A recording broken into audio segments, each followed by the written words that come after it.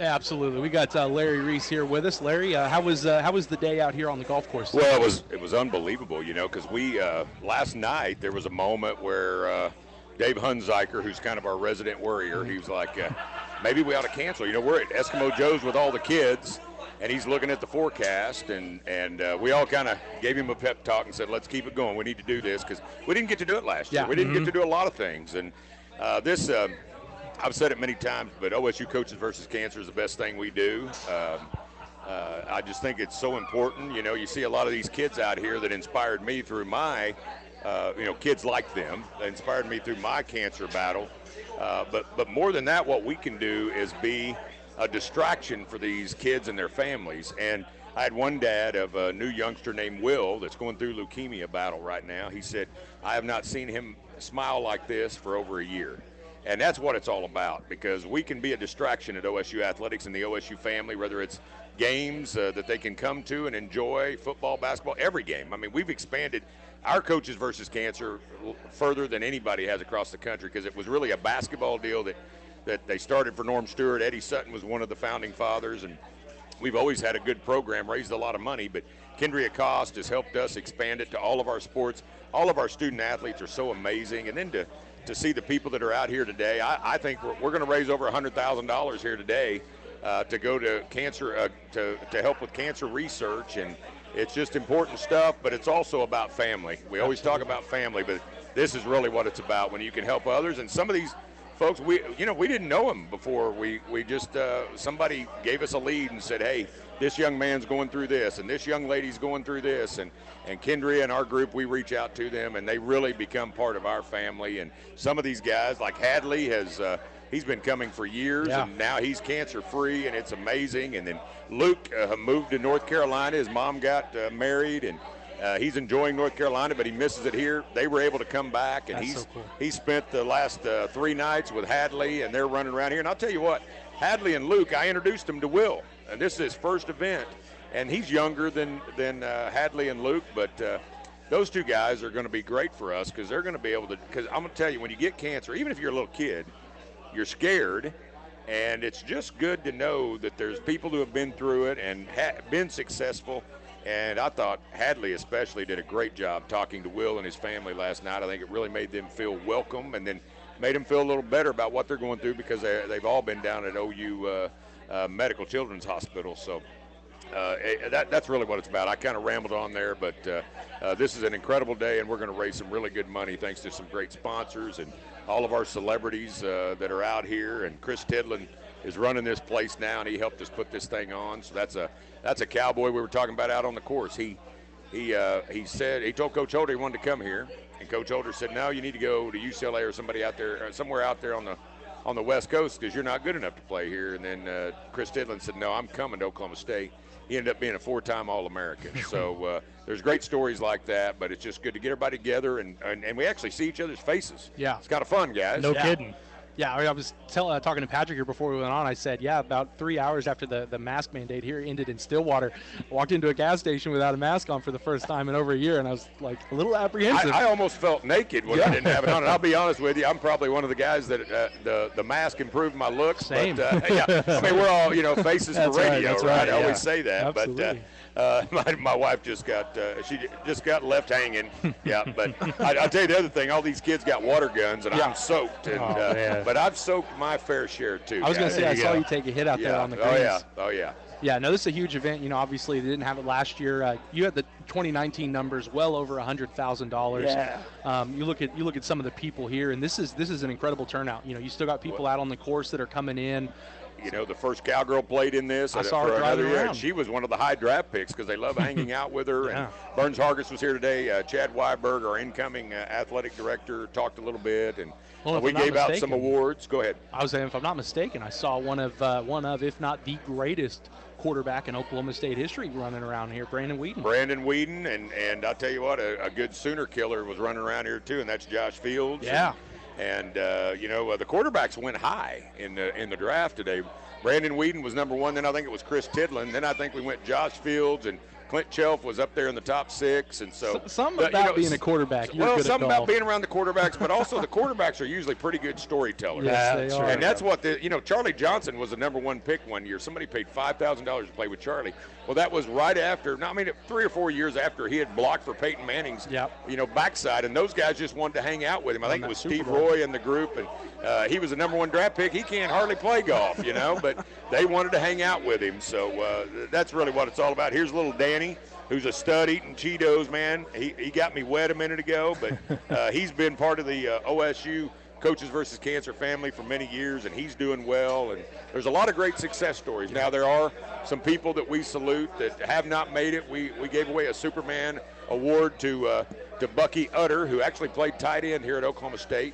He's been gone for about 5-6 years, but his brother Fred Utter played for Mr. Iba, and they started putting on a golf tournament. They're in the oil business, or Bucky was, and they have people come in from Texas and New Mexico and everywhere, and they do a big tournament the week before ours over in Tulsa.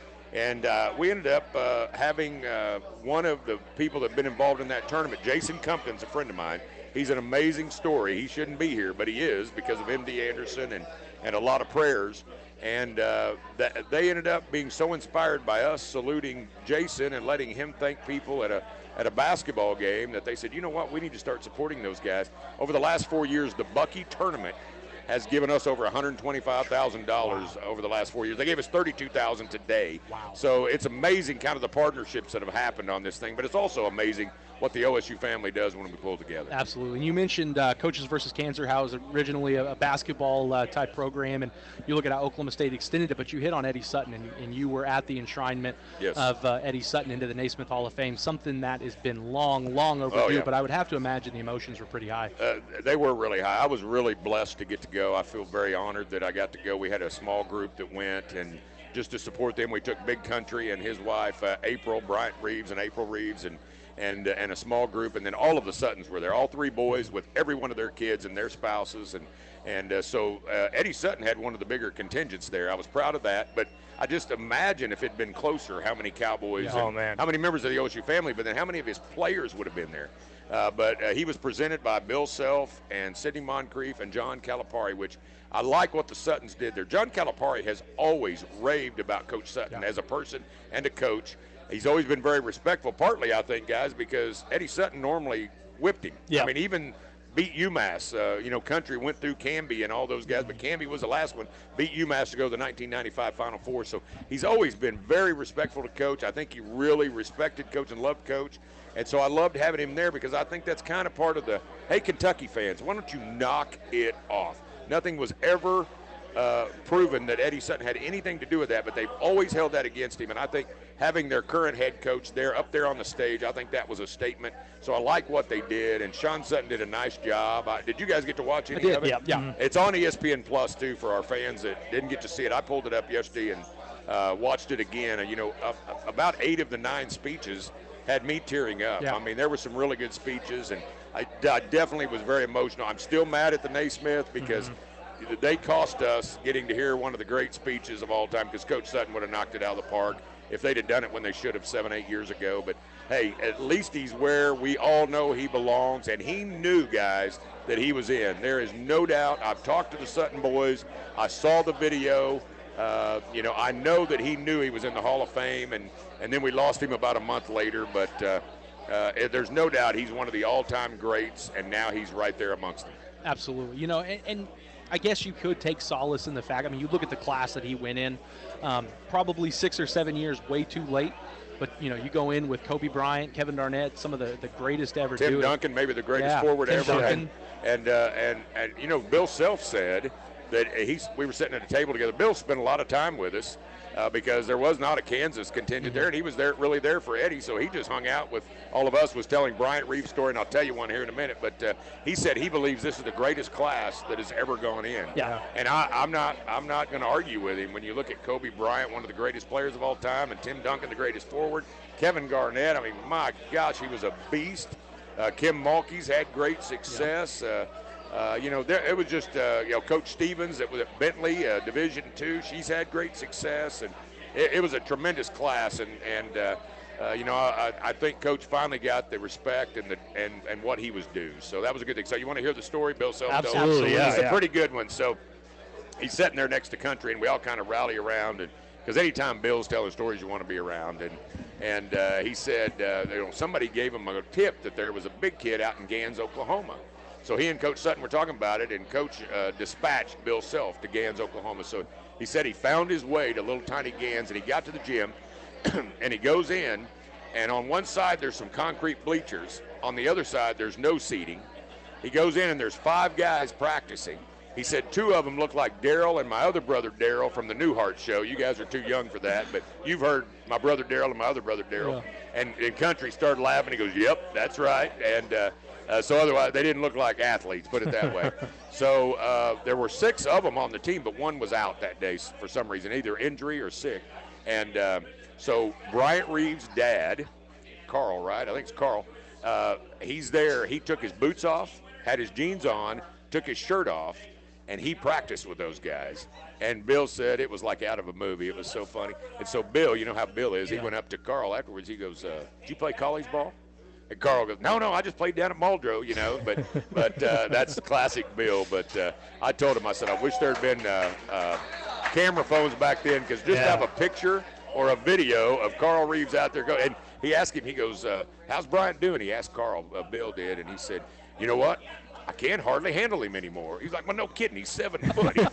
He's towering over you." But then the rest is history. We got Country. I told Brian, I said, "You're one of the greatest stories in college basketball history. There's no doubt about it." And I'm just glad I was here for all of it. Well, it was great stuff. And you look at his NBA career. If he hadn't suffered that back injury, I mean, Shaquille O'Neal said he's one of the worst players they had to go against. They had, wasn't it the lockout back then? Yep. And I think Bryant would admit he went fishing a lot. He didn't stay in shape when he got back to it. He wasn't in great shape, and he hurt his back. Yep. And the good news is he had a guaranteed contract. The bad news is we didn't get to see more of Country, because, we pulled up to the Hall of Fame, and it was a who's who guy. Right ahead of us, Shaquille O'Neal got out, and I said, "Country, you ought to go talk to Shaq," because I heard him interview, and they said, "Who was your toughest matchup of all time?" And he said, "Big Country, believe it or not." And Bryant, he's from Gannett. He's like, now I'm not going to mess with him. He's got his entourage. But it was a who. I was from here, from me to you, to Dr. J. Wow. Dr. J was my all-time favorite. I didn't bother him. Now I'm kind of kicking myself. I should have at least, gotten a handshake or something. But it was a lot of fun to be there. And, I don't know when we'll go back. That's our 5th all-time Hall of Famer. We've got 4 great coaches, and of course Bob Curlin, who's the reason you've got the goaltending rule. But it's great to have Eddie Sutton where he belongs. Well, it's like you said, that Eddie kind of encapsulates exactly what that Hall of Fame, that class was all about, because it was greatness, and that's what Eddie was. And you looked at all those guys that you mentioned that were in the class, everyone that you said was there, that we've heard big names from all different sports coming together in one spot, and it's like they were all big time. Well, that perfectly described Eddie. I mean, he was big time his whole life. He was big time his whole life. He's the first guy to take 4 schools to the NCAA tournament, and he had 806 wins. But more than that, he's just one of my favorite people I've ever met on this planet. And I'll always miss him, but I'm just glad that he's up there, and people are going to, if they didn't know who Eddie Sutton was, they can go to that Hall of Fame and they can see it. And so it was a magical weekend that I'll never forget, and I know the OSU family is happy that it's finally happened. Yeah, absolutely. Before we let you go, obviously the CDC comes out and it says fully vaccinated people don't need to social distance or wear masks. Oklahoma State lifted their full capacity ban, and then Stillwater lifts it. Yep. So how huge is that for the university? Obviously, there's not a lot left of sports in Stillwater, but I think it's very big for us to all have confidence going into the fall, because we cannot go another year at 25%. No, not at all. In football, especially, because it's been painful. I took a 20% cut myself. We all took cuts, and it's been tough. We've still got some things to work through from last year, but I think everybody can get their tickets. Hey, I'm a full believer in the vaccine. I know that you struggled, man. I was afraid we were going to lose you, and this is not a joke, and there's still people out there that think it's not that big a deal.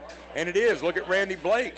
He's got new lungs because of this damn thing. So get the vaccination. Quit trying to be tough. Quit politicizing it, and let's all get together. But I think it's true that we should have let's let go of the mask. I was for the mask, but I think we're at the point where, hey, everybody has a chance to get the vaccine. If you don't want to do it, then you're taking your own chance at this point. So I'm just begging everybody, please go get the vaccine.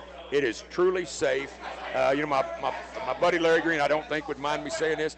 He had some side effects for 18 hours, some chills and stuff, but now he's going to be protected here in 10 days and be able to feel a lot more confident being out there. So I just wish everybody let's all pull the same direction and everybody get vaccinated. Absolutely. Hey, Larry, we appreciate the time. Hey, thanks for having me on, so guys. much. Thanks for being out here. This is a big deal, and I just encourage anybody who wants to get involved with OSU Coaches versus Cancer and help us out. I think it's so rewarding for all of us. We get more out of it than the kids do, but the kids get a lot out of it because I'm glad we got smiles on the faces of all these kids, and to hear that Will hadn't smiled like that in over a year warms my heart. So that's what it's all about, guys. Absolutely. So thanks so much. Thank you. We appreciate it. There's a legendary Larry Reece joining us here on the Afternoon Sports Drive. Appreciate his time.